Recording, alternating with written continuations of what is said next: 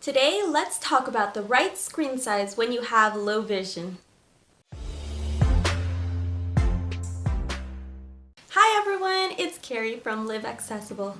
So we have screens everywhere today. We have TVs, we have computers, we have tablets, phones, and we even have things on our wrists like smartwatches and fitness trackers. But what is the best size? Well, immediately when somebody hears that you can't see, you might think bigger is better. There are phones that are 7-8 inches big, and they even have TVs and projectors that are more than 100 inches. But what is the right screen size? Well, when you're totally blind or you have little to no usable vision, well, the answer is pretty easy. It really doesn't matter. Or you could just use no monitor at all. But if you're visually impaired and you still have some usable vision, it's a little bit trickier. Sometimes big is good, but sometimes bigger is actually worse. Each blind or visually impaired person has a different amount of vision and a different way of seeing, and it's going to be different for each person. Probably if you have good peripheral vision and you have a higher acuity, well then bigger is probably going to be better for you. But for me, I have aniridia and glaucoma and cataracts. I have to be really close to something for my eyes to be able to focus on it no matter how big it is.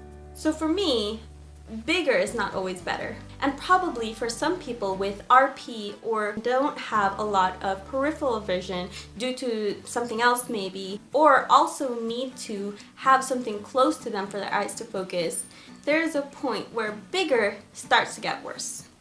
When I was younger and still lived with my parents, we used to have this 54-inch TV in our living room, and me and my sister had a hard time with that. My sister has the same eye condition as me. But we have to sit so close and we have to look at it so close that because it's so big, we would have to move our head around a lot to see the different parts of the screen. And when we're watching a movie, we'd be missing certain things because we're looking on one side of the screen when there's actually something going on another part of the screen. But something too small, like maybe the size of an iPhone 4, is also going to be really hard because, at least in my case, I have to zoom in a lot, and so I would only be seeing a little portion of what's actually on the screen.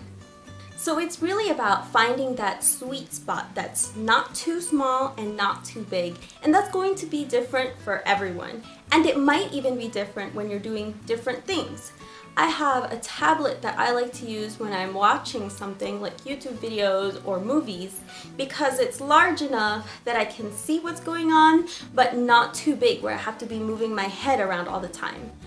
But I'd rather use my 21-inch monitor for my computer when I'm editing videos or emails or doing other things like that, and I use it with Zoom text. And for me, it would just be harder to do that on the tablet or on my phone. But then again, I don't like using that 21-inch monitor to watch movies because, again, I'll be moving my head around and I'd rather just use my phone or tablet. So it really depends on your vision and what exactly you're doing. What I do suggest, whatever screen size you're using, is to try to get a good quality one. Try to get one that has really deep blacks instead of like almost gray because of so much backlight. Because the deeper the black, the higher the contrast is going to be. And for most people with low vision, that can really help, especially if you're using inverted or negative colors. Personally, I really like AMOLED because it actually turns off the parts of the screen that are black. So that really has a good contrast, which is always better for me.